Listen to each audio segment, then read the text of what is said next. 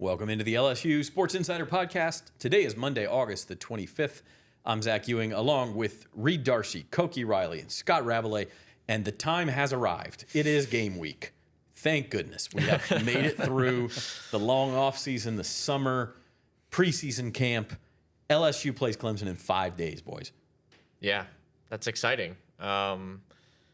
I feel like preseason is just when it first starts, it's exciting, and then after the first week or so, you're like, all right, let's get to the games, let's get to the real football here, and no more speculating, and finally we get to see some real games out there. I mean, we got a little taste of that this weekend in Ireland, but that was just an appetizer. We get the full meal this weekend. I was about to say, I really enjoyed my week zero. Did y'all have a good week zero? I really enjoyed mine. I was on the road back and forth to Pineville, Louisiana for the Hall of Fame awards. Hoping for a shocking Kansas loss, but other than that, I'm okay. And Kansas had a nice start, but I got to say, like, Iowa State had a pretty big win against Kansas State. That is a big win. That really puts Kansas State kind of on the back burner of potentially making the playoff out of the Big 12, just with that game alone. With some foreshadowing from Koki Riley. Opening games can have a huge impact. Yeah. Yes, they can. Well, that one especially, yeah. We did see, to your point about, after about a week of camp, I think we had a comment on one of our videos last week, and we welcome all commenters, so thank you for it. But it was like, you're talking about the same thing. Yeah, we are. We're talking about the same thing because there's only so much you can talk about when LSU is just practicing against LSU. You're not going to answer the offensive line questions. You're not going to answer what the wide receiver rotation is going to look like. You're not going to answer how Harold Perkins looks. Not in practice, you're not going to fully answer those questions. You have to get into a game. And so not only will LSU play a game this week, but they're going to play a marquee game. They're going to attempt to break their 5-game season opening losing streak. They are going to play a game that they have emphasized pretty much since the Texas Bowl ended in January. That it is all important to them. And so we're going to get to see them tested on many fronts. We're going to talk about that as we go through. The game is at 6:30 Saturday night in what's the name of Clemson Stadium? Memorial Stadium. It's Memorial Death Stadium, Valley. It's just yeah. Memorial Stadium. Okay, Yeah. the other Death Valley, and and it is on ABC. The betting line is Clemson by 4. We will get to our predictions at the end of the show after we kind of break everything down. So that's what we're going to do today, and then we'll be back later in the week with another podcast where we maybe widen the lens one more time and talk about some individual predictions and do some team over-unders and things like that. Fun 2025 season predictions before LSU actually kicks it off. First, want to let you know that the LSU Sports Insider is brought to you by Jerry Lane Cadillac. Command the road in a Cadillac, where luxury, power, and presence come together. Experience it today at Jerry Lane Cadillac. Okay, so a couple of orders of business before we get into the game itself. Interesting note from Brian Kelly last week about the value of his roster. We've talked a lot about the transfer portal. Obviously, some NIL dollars going to returning players on this roster as well. And Brian Kelly threw out the figure $18 million for LSU's roster. And what was most interesting about that is that he didn't have to put a number on the roster, right? Nobody asked him about it. Nobody forced him to throw out how much the roster costs, but he put it out there, and I thought that was interesting. It sort of speaks to how confident he's playing his cards, in the last month or so. Everything he says is sort of with the common theme of how confident he is in this team and this season and what it can accomplish. So putting that number out there, I thought spoke volumes to his confidence levels because, it can come back to bite. It can come back to bite you, because say if LSU goes 8-4 or 7-5, everyone can look back and point and say, hey, this is how much you have invested in the roster according to what you told us, and we didn't get a return on that investment. So I thought it was fascinating that he put out the number to begin with. He has had a bit of a history of saying something either before a big game or in the preseason to where it has come back and it has bit him in the butt. I think his first season, he kind of infamously talked about how they were going to go kick Florida State's butt, and then they ended up losing to Florida State. I think that was before his first ever game here, right? I believe so. I think so, yeah. And so, like, I don't know. Like, Brian Kelly's gotten himself caught a little bit in these sort of situations where he says something and then the results happen on the field and doesn't make him look very good. And it again kind of feeds the perception that he already has nationally. But as to this $18 million number, like I do think that it is kind of showed during the preseason. I know we just talked about how it's kind of impossible to tell what a team looks like when they're just facing each other all the time, but these transfers are just a lot more established than the transfers that they brought in recent years. Whether it's Jack Pyburn, who actually started at Florida, whether it's a guy like Nick Anderson, who had a massive season 2 years ago at Oklahoma at wide receiver. Like a lot of these transfers that they brought in are like really established guys that everyone wanted around the country, and they were able to land them because of this investment and this $18 million that we just talked about. And real quick, I want to point out, based on some of Wilson's reporting, we know that is about triple the amount that LSU has had into its roster the last couple of years. And when you go out to practice to watch them, I think that shows up, because when you look at the added depth they have, the added talent that they have, especially at spots like in the secondary and on the defensive line, you can see that added investment show up, right? So it definitely makes sense that that's the number. It's a combination of the revenue sharing dollars that LSU is now allowed to give players and private donations, I suppose, that came from the collective that were all front-loaded before July 1st, before the new rules came into place. So we know LSU has about, don't know exactly, but we know they have $13 million of the rev share devoted to football across this entire academic year. So it's split between the 25 teams and the 26 teams, and the rest of that, however much left, but they decided came from rev share. The rest of it was covered privately from donors. So that's kind of how it's broken down. But the bottom line is that it's a lot more than what they were spending before. The mentality and the bravado of Brian Kelly is fascinating, Rab. I mean, it's and what it does, these guys are right. Like, it just ramps up expectations for this 2025 LSU team that much more. It's been fascinating. Exactly right. And I always try to. It's my nature. I always try to figure out what makes people tick. What's their motivation? And with Brian Kelly coming out and being so confident and willing to tweak Clemson's nose even about Death Valley, that's Death Valley Junior at the Rotary Club meeting in July, and just saying this is the best roster he's had, and making emphasis of going 1-0 and everything. It's like, is he just that confident? Is it, we really put together this great roster. I think this is great. Or is it kind of like, they're going to pay me $100 million, whatever happens. So, might as well, shove all the chips in the middle of the table. So I don't know. I mean, I don't claim to know Brian Kelly that well. I don't think any of us do. But Koki's right. Yeah, he's been a guy who's kind of popped off in the past. But does it hurt him or not? I think there's a lot of people around the country who would like to see him fail and see him not make the playoff, and would grit their teeth if LSU made it all the way to the national championship game or something like that. But it's an interesting character study, because this has been a lot of talk from LSU. A lot of times coaches will be. I'm thinking of Kim Mulkey by comparison. She downplayed her team all the way to the national championship in 2023. But Brian Kelly has taken a very different tack, and it's just kind of raised the stakes on this game, this season opener that is the toughest one that they've probably had of all the last six since they last won an opener in 2019. They couldn't have raised the stakes more for this one game, for this opener. No.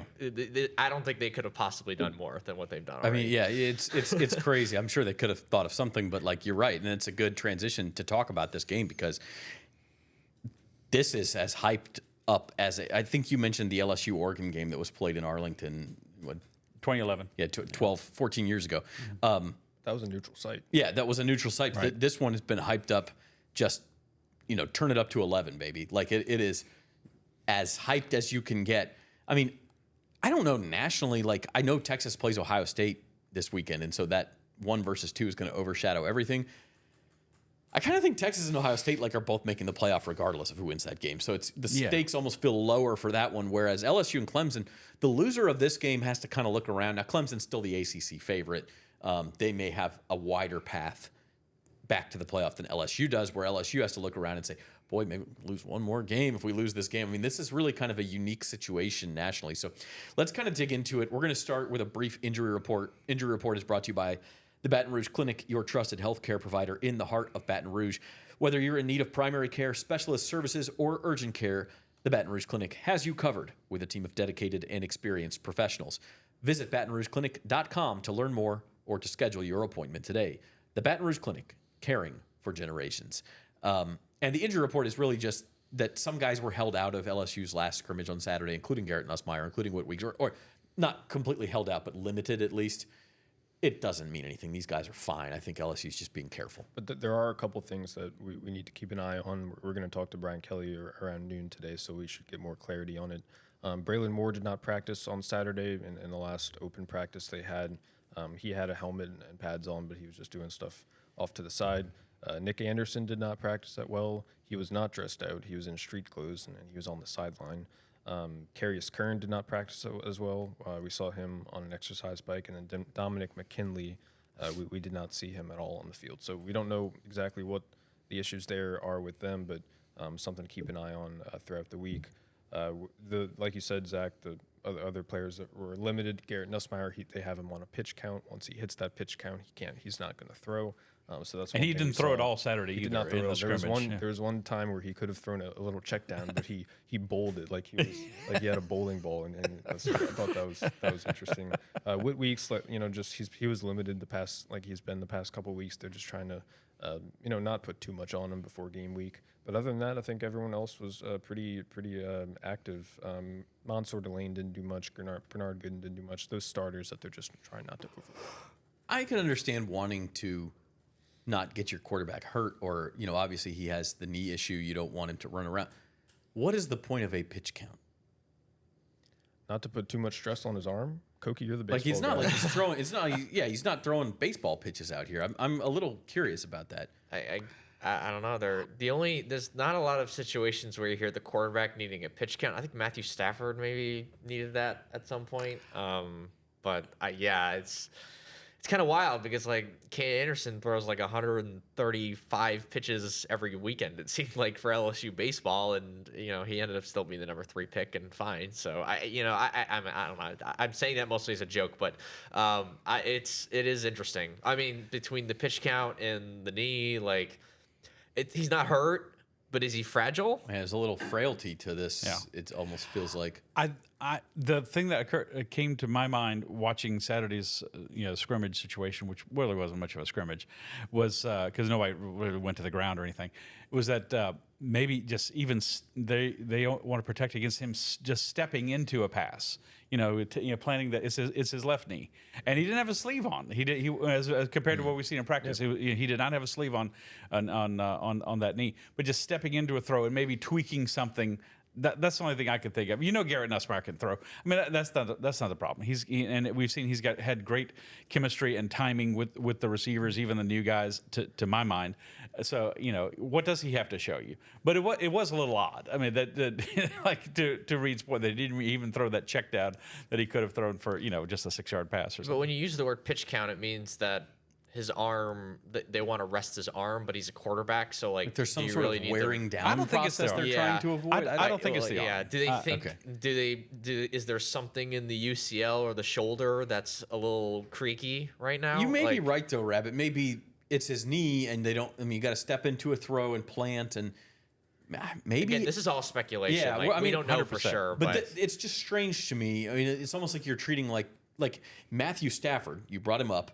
He's 40 years old and plays for the Rams, and he's the guy who could be like, look, they don't want him doing too much, okay? Because he's 40 years old. Garrett Nussmeier's 22. I find it a little strange that they're limiting. I think we should point out that Nuss's knee looks fine. There was a moment on Saturday where they were doing red zone stuff, and they ran a read option, and he kept it on the read option. I don't know how many times we'll see him do that this year. That's true. But he kept it, and he ran across the goal line. He looks fresh. He looks fine. I think the knee's okay. Okay, well let's use we'll use that to train. I don't think he's hurt. I think he's going to be fine, but it's just a little weird to me. It's strange. Yeah, I mean, and they're never going to give us a full explanation, so I don't. But let's use that to transition into this game. Let's start breaking this thing down. We'll start when LSU has the ball. So obviously Nussmeier is your star. He's number 18. We didn't mention that. He got chosen the first quarterback to wear 18 since Matt Mock, who kind of started the tradition In 2003. after winning the national championship in 2003. So that's kind of a cool deal for Nuss. Clemson has this phenomenal defensive line. I mean, they have possibly 2 top 5 picks on that defensive line. LSU's offensive line has been the subject of much consternation this month and before. So, I don't know. You could look at this from 2 ways. They need to protect Nuss. They also, I'm sure, would love to get a running game started. And that battle in the trenches is going to decide a whole lot. Yeah, absolutely. You go Clemson, they probably have the best defensive line in the entire country. TJ Parker on one edge, Will Helt, the Purdue transfer, on the other. Peter Woods up the middle is probably going to be the first defensive player picked in the draft this upcoming year. Parker, who I just mentioned, he'll probably be a top 10-ish pick as well. It's a loaded group, and then the 4th starting lineman is a 6th-year senior. So it's a lot of experience. It's a lot of talent. And there's a little infusion of talent from the outside with the addition of Helt as well. They also have 2 returning starters at linebacker, returning starters in the secondary, even if they're not quite as deep at in that part of the defense. This is about as flawless of a defense as you could ask for, and especially in the trenches, like moving Peter Woods, that's going to be hard for anybody to do. Yeah. I don't want to judge LSU's offense line too harshly in a game like this, where they're probably going to be facing arguably the best defense they'll see all year, at least on paper. Yeah, but like if they can survive in the trenches, that's going to make a huge difference in this game. It's the question. The question is whether they can, survive it. As Lee Corso would say, not so fast, my friend. They do have a lot of talent, but they weren't bad last year against the run. 16th in the 17-team ACC against the run. Gave up over 210 yards rushing in 5 different games, including one to the Citadel. The Citadel. Now, that's last year's team. That's this year's team. They also have a new defensive coordinator in Tom Allen, who's coming over from Penn State, and it could take some time for them to totally grasp his system and what he wants them to do. And there's got to be someone doing a podcast in South Carolina right now saying, well, maybe LSU's offense is not the best.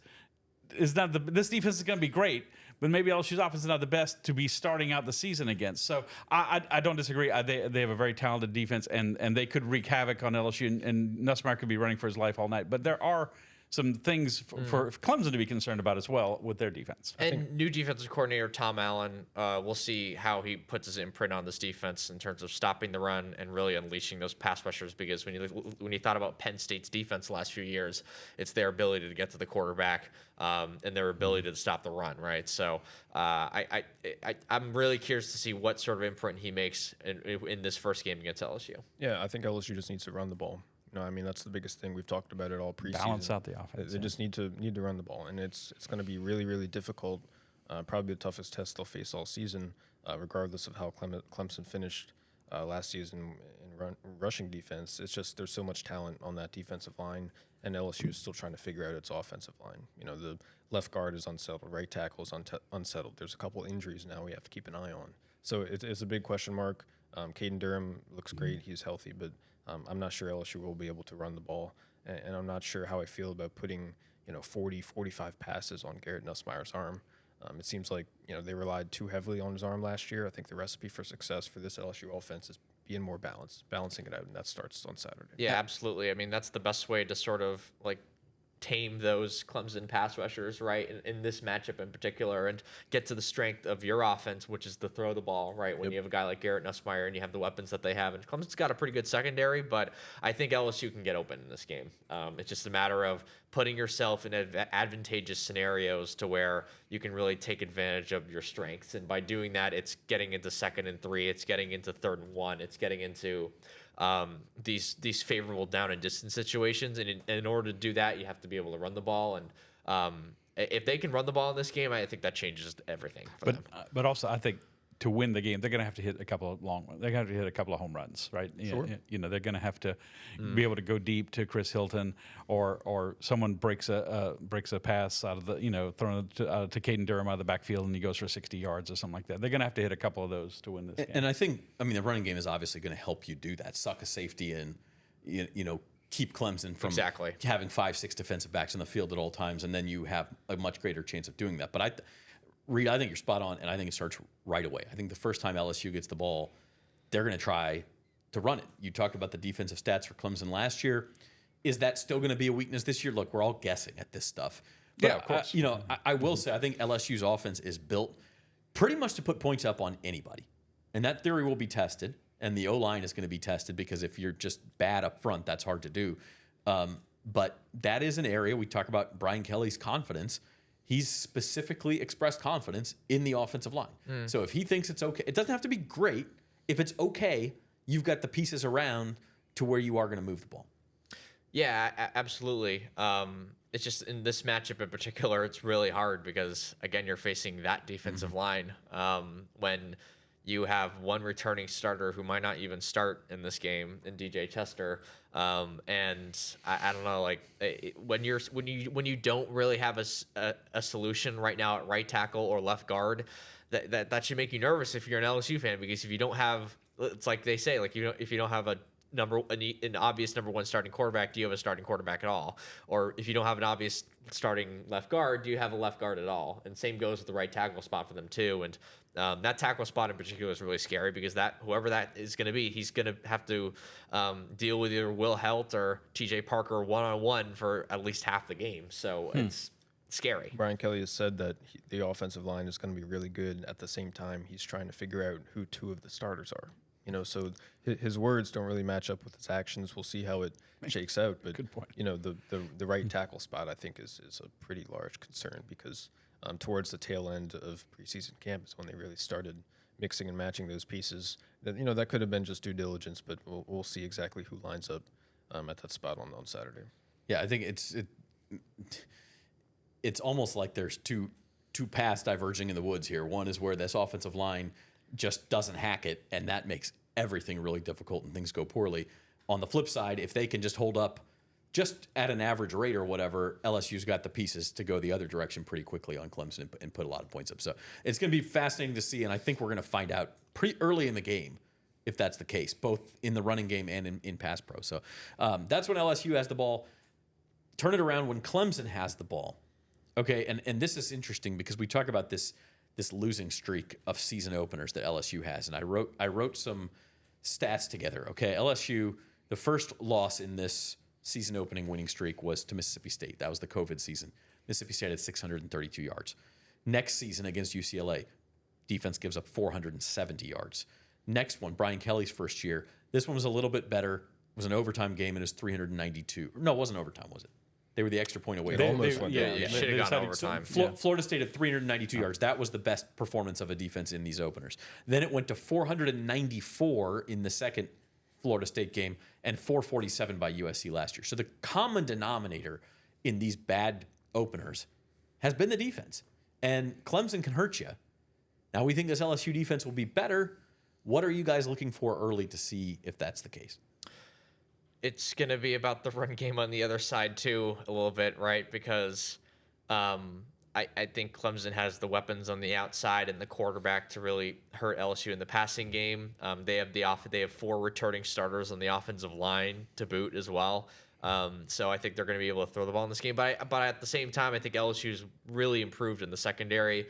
And given how good their defensive line has looked at times, I think that's going to be an interesting matchup. And I mean, if LSU can force them into third and longs and they can get into their crazy blitz packages, that's really going to help LSU.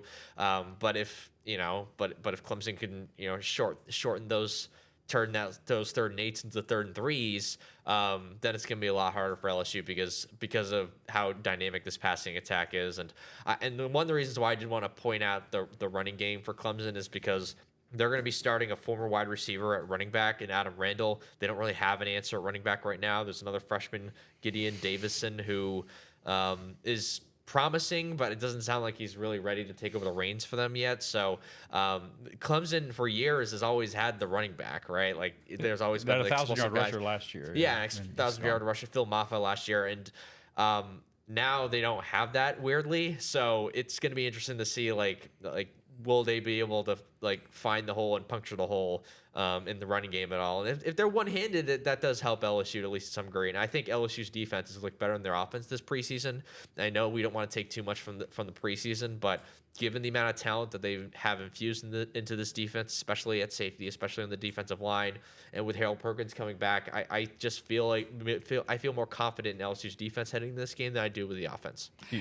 Sorry, Rob. Do you think that the LSU defense can force Cade Klubnik to put the ball in harm's way if they get enough pressure on him, if they force him into enough dropbacks? You think they can? Definitely in third and long because what we saw from Blake Baker last year, and the fact that Blake Baker now has more talent to do that with too, which should be interesting to watch.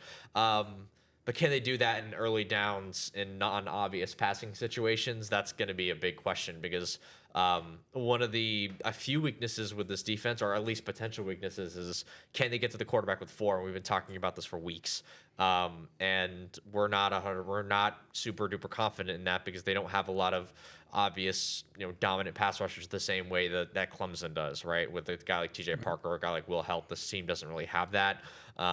If you squint, it's Gabriel Relaford. If you squint even harder, it's Dominic McKinley and Patrick Payton, hopefully for them. But there's some options at least, but there's no obvious guy who's going to step up.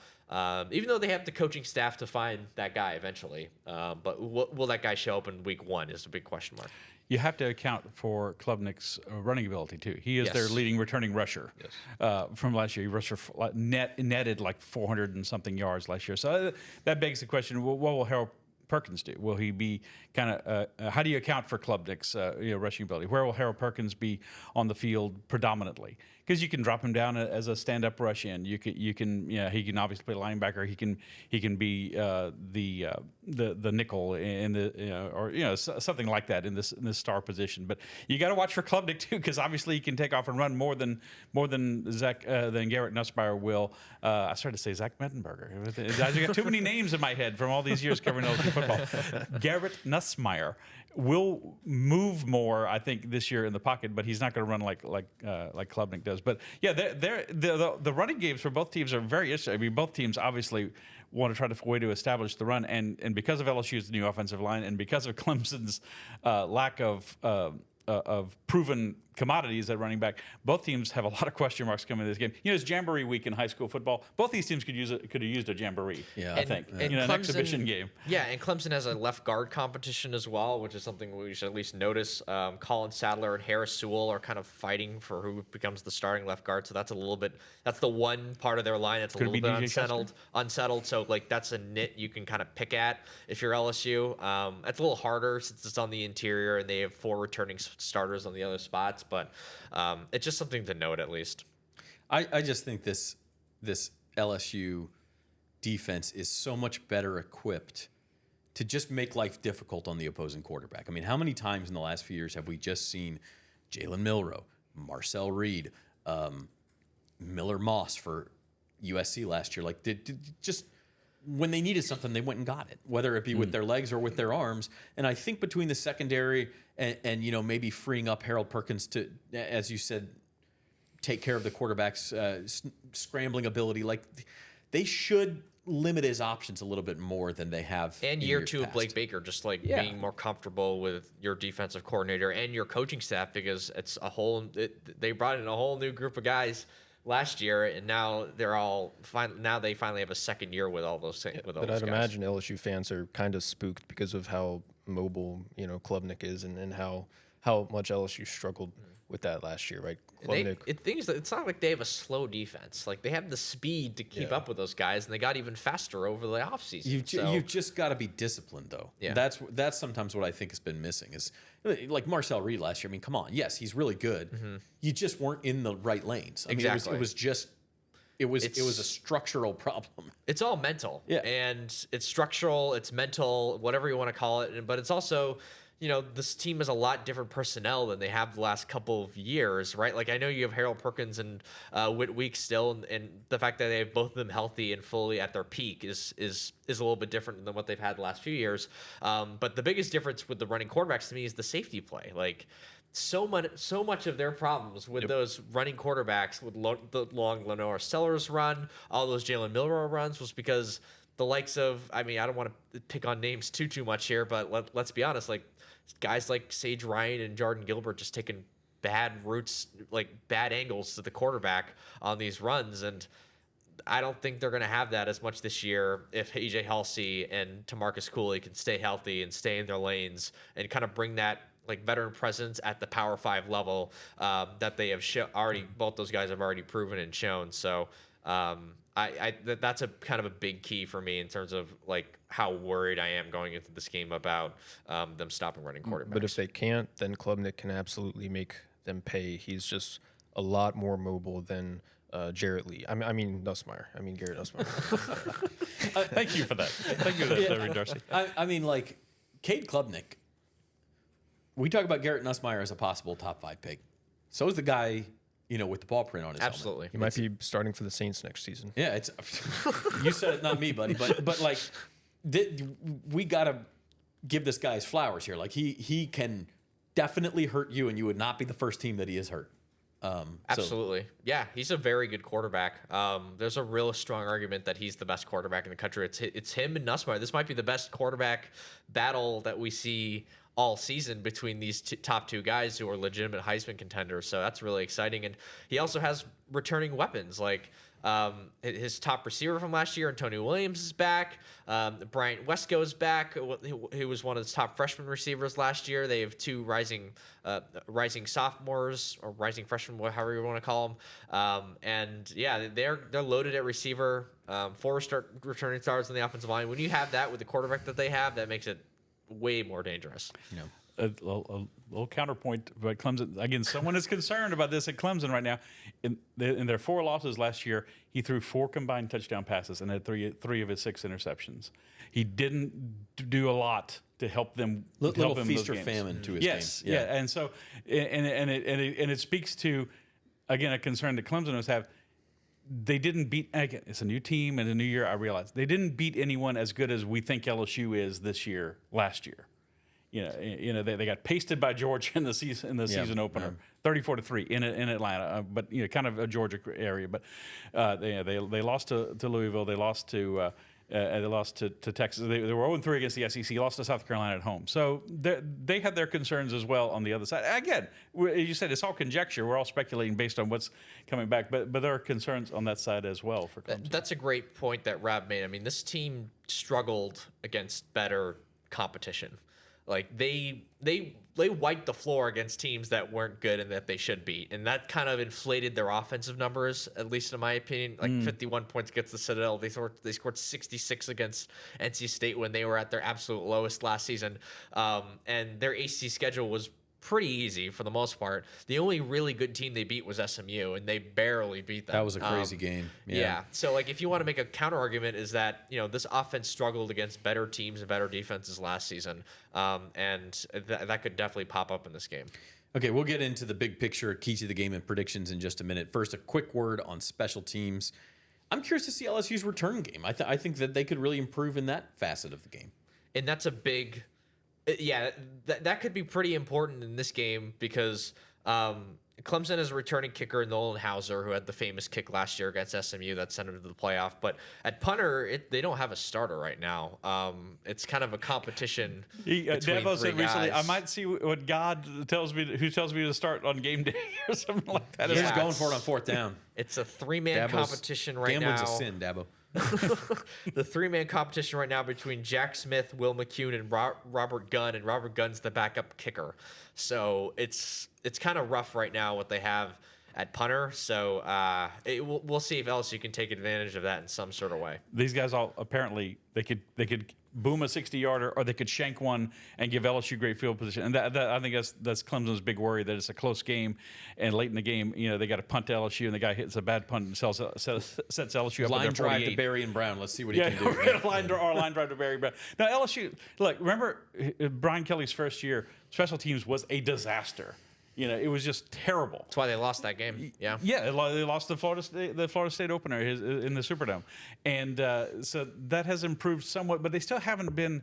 Although they did have 2 returns last year for touchdowns, right? But it just doesn't seem like it's been that much of a threat. Now they have a real threat for the first time in a long time, maybe since like Trendon Holiday or somebody like that. I mean, you know, it's Barryon Brown is that good. And you've got him, and you've got Xavion Thomas, and you've got Aaron Anderson. All three of those guys are threats to take one to the house. You know, so that's one area where LSU has more juice, and that's an area that, you know, if things break right, a special teams touchdown could decide. I wonder if they'll take more risks if a ball is kicked like 2 yards into the end zone on a kickoff. They probably trust Barryon Brown more so than they have in the guys they've had back there in years past. You know, so And Grant Chadwick is just an improvement at punter from what they had last year, where you had Blake Oschendorf and Peyton Todd sort of alternating with the role, and they were one of the worst teams in the league in terms of like punting yardage and hang time. And now you have a guy in Chadwick who was really, really good last year in Middle Tennessee, who was undoubtedly the starter throughout camp this year. And, you know, you also have Aaron Burrell, who is going to kick it out of the end zone every single time because he's got a big foot. And then Damian Ramos has been pretty steady inside of 40 yards, especially as a kicker. So this is the best special teams unit they've had under Brian Kelly. I don't think it's even close. When it comes to returners, the punter, the kicker, it's all clicking in a way that it hasn't heading into year 4. Okay, so that is our breakdown of the game. We're going to take a quick break. When we come back, we'll give our keys to the game and our LSU-Clemson predictions. I think the biggest thing that separates us is our people. We have a really amazing staff that really care about their customers, really care about our product. At Jerry Lane Cadillac, we value trust and transparency above all else. We have a little bit of something for everyone. So whether it be the 2025 Escalade, any of the smaller crossover vehicles, the XT4, 5, and 6, we've also got a wide variety of new EVs, including the 2025 electric Escalade IQ. I think the product lineup right now is the best that it's ever been in Cadillac. Did they ask you to do the commercial too? Yeah, but they just gave me one line. Bet like a Caesar. Like, we're gonna sit here and we're gonna tell them how Caesar's Sportsbook is just so easy to use that you can watch and bet thousands of sports events, even some NFL games. They'll probably show us betting on our favourite players and teams at all the Vegas hotspots too. Like, we have time for that montage. I told him I couldn't do it. They couldn't afford me. You know how far I've gone, now I'm home again. I'm feeling more alive these days than I've ever been. At the Baton Rouge Clinic, our sole focus is to provide exceptional health care for your entire family so that you can get back to doing what you love most. We are caring for generations. You gave me love, gave me love. And welcome back to the LSU Sports Insiders. Zach Ewing hanging out with Reed Darcy, Koki Riley, and Scott Rabelais. It's our LSU-Clemson preview show, and we're to the good part. Keys to the game and our picks. Reed Darcy, what you got? Key to an LSU victory in the other Death Valley. The first thing my mind went is running the ball, just for all the reasons we mentioned. It can help your offense so much. It can take so much pressure off Garrett Nussmeier, and at the same time, it can open up more of the vertical passing game. The two elements that were missing for most of the season from the LSU offense last season was a consistent rushing attack and a vertical passing game. And I think the parts of the vertical passing game are there, given all the talent that LSU has added, like Barryon Brown, Chris Hilton's healthy, Nick Anderson can beat you over the top. I just think that in order for that aspect or a facet of the offense to be the best version of itself, it needs to have a running game to complement it, right? So that starts with the interior offensive line, which has question marks, and it starts with Caden Durham. If they can run the ball consistently and get 4 or 5 yards at a time, then I like LSU's chances to win. I'm just not sure if they can get that done. Koki? Yeah, since Reed picked the Took top low-hanging point, fruit, yeah. the lowest hanging fruit. I'm going to I'll try to go a little bit more niche and say whatever happens at right tackle and how they're going to help out the right tackle, and specifically in those passing downs, they're going to run into some third and longs, right? Even if they do run the ball well, and can they help out? Can Bauer Sharp help out whoever's going to start at right tackle against a Will Helt or a or TJ Parker, depending on who lines up across Weston Davis or whatnot. And I mean, they're going to have the chip on that side. They might have the double on that side. Caden Durham as a pass protection, like that's going to be pretty important as well. That was an aspect of his game that needed a little bit of improvement from last year. So, and they're going to need him to play a lot because of LSU's situation at running back where they don't have a ton of depth. So, I'm really curious to see like the secondary pass protectors outside of the offensive line. Like, what role do they play? How do they help out and chip the tackles? And that's gonna be really interesting to see how that unfurls throughout the game. Scott Rabelais. Obviously, a big key is keeping Garrett Nussmeier in one piece, because this is a huge game. You got to get through the whole rest of the season, and he's got to be your quarterback. Maybe you get by if he's hurt against Louisiana Tech or Western Kentucky or something like that. But you got to have Garrett Nussmeier emerge from this game, healthy. So pass protection is a big key. But I will say, going back to what you said about defense. Defense has let them down in all these losses to start the season. Couldn't get off the field last year on third down against USC. And I've said this many times. This is one of my stock things when people ask me, what do you think the Tigers are going to be? How do you think they're going to do? And I said, I've covered LSU football since 1992. I've seen them when they've gone 2-9, and I've seen them win the national championship 3 times. And preseason practice looks a lot the same no matter what kind of team they have. Yeah. But there is something about this team. There clearly is more talent, more depth. They've got like 8 guys who we're sure about Dominic McKinley's current status, but they got 8 guys that can play on the defensive line. They definitely have improved at the safety position. You get Perkins and Weeks, roaming the middle of your defense. Two guys who can make big plays and disrupt the other team's offense. So the defense has to be better. They've got to get them off the field. Get Clemson in some 3 nights. They got to give some plays. Like there's a lot of guys playing together for the first time, and so much of defense is chemistry and confidence that the guy next to you is going to be able to do his job. And you don't have to try to do his job. Stay in your lanes, like we were talking about for LSU last year against Marcel Reed in Texas A&M. But the defense has to be better. You can't if they give up. What did they give up to USC last year? 447, I think it was. And it was more than that in some of the previous season openers. Yeah, so they've got to hold Clemson down, keep it in a game at least in the 20s to give the offensive chance to win. And I'm going to specifically say the safeties in the secondary. I want better pass coverage on the outside, and then those safeties you guys mentioned in run support, and specifically if Klubnik decides to take off and run. You gotta see what you paid for. The $18 million, right? Like this is where it comes in. And to that point, let's talk predictions. And you can leave your prediction in the comments. While you're at it, subscribe to the YouTube channel, hit the like button, and share the show with your friends. But just one moment on the enormity of this game. Okay, Rab, you mentioned like high schools have jamborees, NFL teams have preseason games. A lot of college teams, go play Mississippi Valley State or something the first week. Like, they ease into the season, or at least like a Fresno State or something, like just ease into the season. Louisiana Tech next week. Not LSU, man.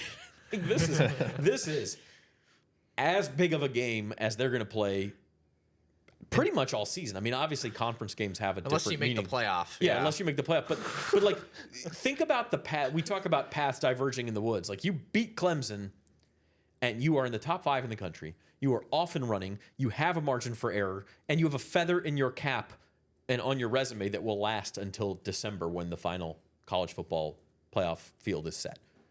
If you lose this game, all of a sudden the questions start getting a lot louder around Brian Kelly. Why are you telling us how much you spent on the roster if you're just going to go lose these big games?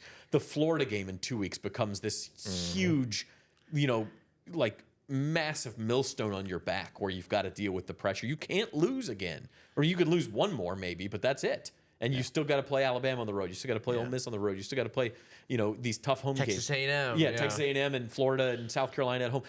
Like, the dichotomy of winning or losing here and what we think will be a pretty close game is huge. It's as big as you could possibly think of when it comes to a season opener. It's bigger. I mean, we've talked about how big and important the season openers were in years before that. And I guess the second Florida State game, you could argue was maybe as big as this one. But like these teams, I think are better. I think the perception of these are both top 10 teams. I don't think both teams weren't top 10 2 years ago, right? For that game, I don't think so. So I think it just tells you like the amount of talent that's on the field it's incredible. So I don't know. This is just as big of a game as you could possibly ask for a season opener. The only other game I guess that's bigger or at least as big is the Texas-Ohio State game. Yeah, and I mean, but still, is this 1 versus 2? No, but this is an LSU podcast. From an LSU perspective, we talk all year long about transfers and spring practice and NIL and recruiting and fall practice and preseason camp and press conferences because of 8 or 9 games a year. I mean, I know it's 12, but we're not talking about Southeastern and La Tech and WKU. If you lose those games, then we're having another conversation. We're talking about 8 or 9 games a year. And this is about the biggest of the 8 or 9. It's going to come down to a few plays probably in the, it's like so much is riding on this. So with that said, let's do predictions. We're going to start with you, Reed, and we'll go around the room that way. Who wins on Saturday? Okay, I'm picking Clemson, and you want my score as well? Yeah, score. I said 30-26. So I got LSU covering. I just think it's not because I don't believe in LSU, because I do, and I actually think that the roster is as good as it's been under Brian Kelly, and I've been impressed with what I've seen in camp. I just think Clemson's that good. One of the 1 or 2 or 3 best teams in the country with all the returning talent, all the NFL guys they've got on the roster, and they're playing at home. So it's just real tough for me to pick LSU because it's so tough. And that's what it boils down to. All right. Reed has 30-26 Clemson. Koki. I mean, I already picked Clemson as my number 1 team in the country, and they're at home. So all things considered, even though I'm pretty high in LSU, I have them in my top 5. I have to go with Clemson here, but I'm also more confident in both defenses than I think a lot of people are heading into this game, which is why I have it much lower scoring. 21-17 Clemson wins. It's gonna be close. I think it will be a close game, and I think it's gonna be a bit of a defensive slugfest. So that's why I'm going with lower score, and for a defensive slugfest for all the reasons that I kind of explained earlier. Over under in this game is 57.5. Koki says, knock 20 points off of that, man. That's too high. Rab, what you got? I get there's no game in the schedule that LSU can't win this year. It's not no one you point to say they had too much out of LSU's class. That's not the case. Even this game, this is LSU's first ever true top 10 road game to start the season. So that's something to say that how big this game is and how good these teams are. I think we'd be talking about having a different conversation. We'd be having a different conversation if this game was in Baton Rouge. Clemson comes here, is supposed to come here next year. So if they were playing in this Death Valley instead of that Death Valley. So I've been too concerned for LSU about their passing game. I've seen their offensive line. The passing game's fine. I've seen too many times in preseason practice where the defensive line has gotten into the backfield or blown up a running play or something like that to feel like these guys are going to be able to adequately deal with what, as Koki has very clearly illustrated, a very talented defensive front for Clemson. But I think LSU can hit enough big plays to stay in the game, and they'll have a chance to win. But I'm going to go Clemson 27-24. Pick the Tigers to cover, but not win. So that's and so I won't be shocked if they do pull the upset, but I don't think they get blown out of this game either.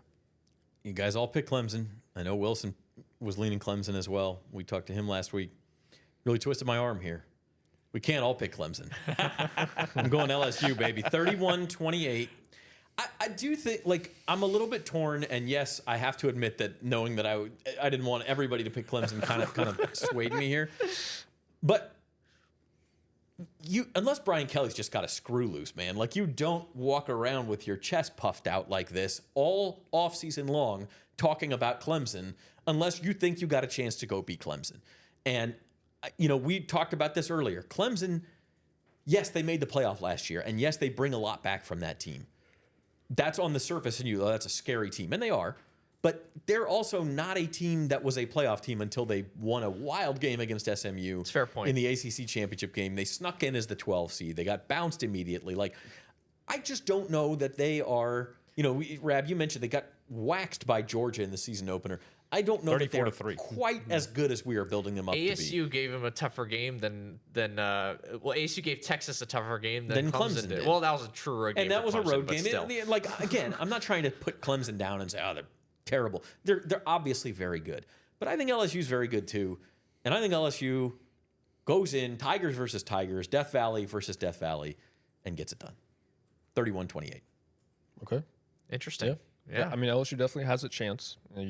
Brian Kelly's right about that. The 31-28 with Burrell kicking a 60-yard field goal at the end with that big leg of his. Yeah, or didn't Clemson beat SMU with a crazy long field goal in the ACC championship? Yeah, it was a thrilling Maybe game. this year Clemson will get a chance to tie it and miss that crazy long field goal. Yeah, it was a thrilling game last year with that in the ACC championship game. Probably one of the best. Yeah, so I think it's going to be close either way. I think we can all agree on that. So. And neither team. And let's emphasize this: LSU season is not over if they lose a game, which is, we may be talking more about this. It will next only week. feel like it. It will only feel like it. But there's very low margin for error. But this is a 12-team playoff era, not the 14 playoff era.